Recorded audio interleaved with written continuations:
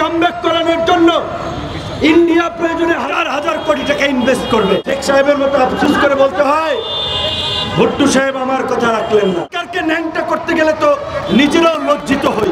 আমি 15 দিনের মধ্যে নিখুঁত নিহতদের তালিকা এবং আহতদের তালিকা করে আহতদের ক্রাইটেরিয়া ভেদে অবশ্যই তাদেরকে মিনিমাম 50 লক্ষ টাকা করে আহতদের সহযোগিতা করতে হবে। চালের দাম কমানোর আমার কাছে কোনো ম্যাজিক নাই, ম্যাজিক তো থাকতে হবে।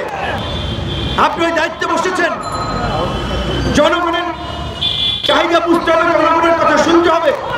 5.5 থেকে 5 কোটি খেটে খাওয়া মানুষ, চালের দাম, তেলের দাম, জিনিসপত্রের দাম বাড়লে তাদের জীবন জীবিকায় প্রভাব পড়ে। আপনি সরকার চালাচ্ছেন, আমরা সমর্থন দিচ্ছি, তাহলে আপনার সেটা দেখতে হবে না আমার জনগণ কেমন আছে, আমার জনগণ নিত্য প্রয়োজনীয় জিনিসপত্র তার ক্রয় ক্ষমতার মধ্যে আছে কিনা। আজকে 5.5 মাস পরেও আহতরা তাদের ক্ষতিপূরণের জন্য নিহতরা রাস্তায় দাঁড়াচ্ছে। এইটা কি সরকারের দেখার দায়িত্ব না? এইটা দেখার দায়িত্ব আমার না, শহীদুল ভাইয়ের না। এটার জন্য একটা ফাউন্ডেশন করে দেওয়া হয়েছে, ফাউন্ডেশনের সাধারণ সম্পাদক বানানো হয়েছে একজন ছাত্র নেতা, আবার একই সাথে সে নাগরিক কমিটির মুখ্য সংগঠক। নাগরিক কমিটি আন্দোলনের নেতাদের একটা বড় প্ল্যাটফর্ম, এখানে অনেক কাজ আছে। এখন জুলাই ফাউন্ডেশনের দায়িত্ব পালন না করতে পারলে যে ফ্রি আছে, যে সময় দিতে পারে, যে করতে পারবে, তাকে দায়িত্বটা দেন। দায়িত্ব নিয়ে বসে থাকলাম, কাজ করতে পারলাম না, তাহলে কি হলো? আমি সরকারের প্রতি এবং এই জুলাই ফাউন্ডেশনের সাথে যারা সংশ্লিষ্ট আছেন তাদেরকে আগামী 15 দিনের মধ্যে নিখুঁত নিহতদের তালিকা এবং আহতদের তালিকা করে আহতদের ক্রাইটেরিয়া ভেদে অবশ্যই তাদেরকে মিনিমাম 50 লক্ষ টাকা করে আহতদের সহযোগিতা করতে হবে। নিহত হয়েছে প্রয়োজন, যদি 800 ধরেন, 1000 ধরেন, তাহলে 1000 মানুষকে 1 কোটি টাকা করে দিলে 1000 কোটি টাকা লাগবে। একজন পিকে হালদার 10,000 কোটি টাকা নিয়ে গেছিল। এক এসালম 14টা ব্যাংক খাইয়া ফেলাইছে।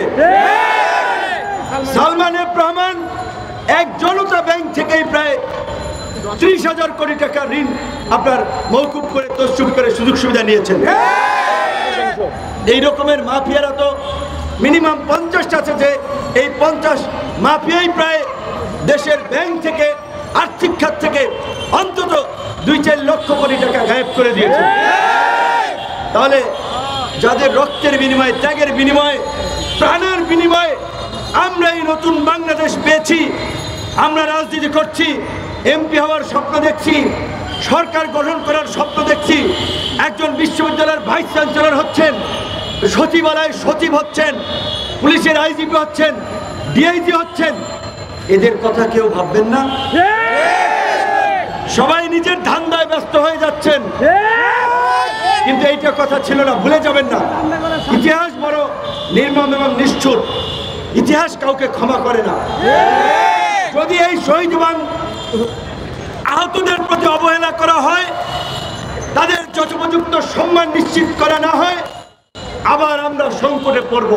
সবচেয়ে চরম মূল্য দিতে হবে রাজনীতিবিদদেরকে।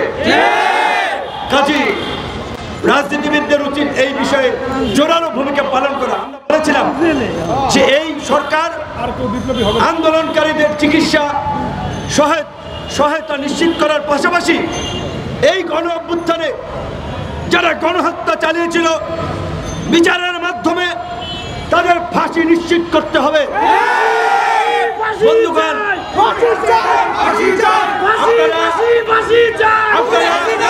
আপনারা এইখানে যেটা বলেছেন, পরবর্তী কোন সরকার যেন রাজনৈতিকভাবে এই মামলাকে তাদের হাতিয়ার হিসেবে ব্যবহার করতে না পারে। এই জন্য বলছিলাম বন্ধুগণ, ইতিহাস বড় নির্মম এবং নিষ্ঠুর। ইতিহাস কখনো হিরোকে ভিলেন বানায়, কখনো ভিলেনকে হিরো বানায়। হিরোকে ভিলেন বানায়, কখনো ভিলেনকে হিরো বানায়। 75-এর মেজর ডালিম, কর্নেল রশিদ সহ অনেকে সেই সময় কিন্তু জাতির কাছে হিরো হয়েছিলেন। পরবর্তীতে কিন্তু 42-43 বছর পরেও অনেকের কিন্তু ফাঁসি কার্যকর করা হয়েছিল। ভারতের পৃষ্ঠপোষকতায় আওয়ামী লীগ এখানে ইন্ডিয়ান হেজিমনি কায়েম করে মুক্তিযুদ্ধের নামে এই জাতিকে বিভক্ত করে শাপলা চত্বরে আলেমন আমাদেরকে আপনার দিয়ে শাপলা চত্বর বনাম এইদিকে আর একটা গণজাগরণ মঞ্চ তৈরি করে জাতির মধ্যে একটা স্পষ্ট বিভক্তি তৈরি করেছিল।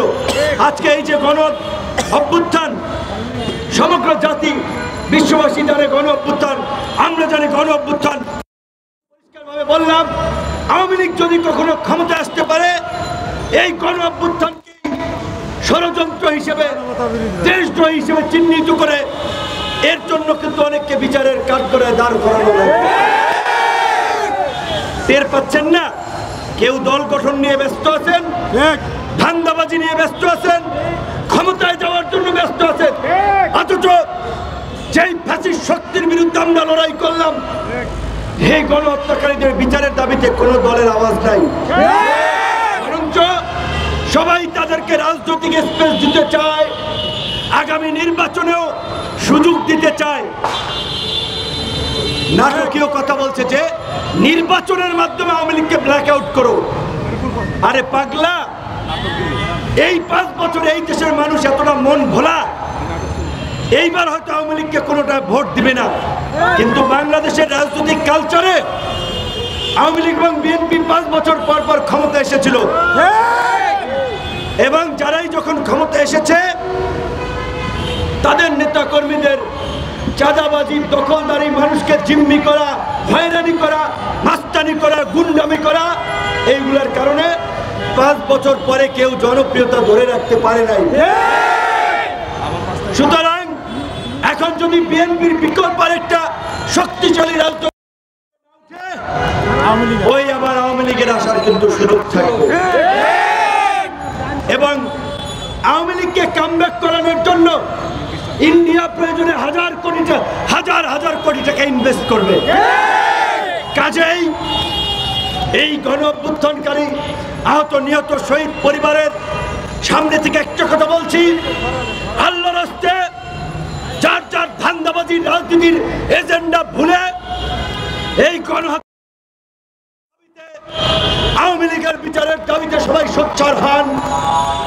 আওয়ামী লীগকে দেশে রাজনীতি তার মাথা চারা দিয়ে উঠতে দেওয়া যাবে না।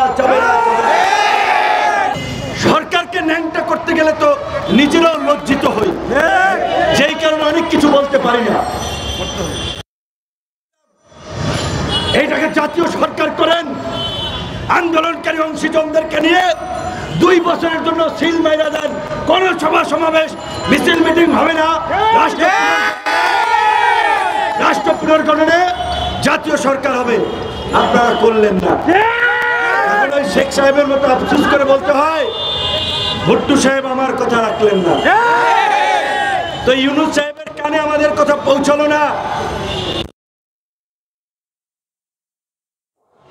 এখন রাজনৈতিক দল নির্বাচনের জন্য তারা দিচ্ছে, কেউ বলছে 6 মাসের মধ্যে নির্বাচন দেন, কেউ বলছে এই বছর ডিসেম্বরের মধ্যে নির্বাচন দেন, আপনাদের ক্ষমতায় থাকার দরকার নাই।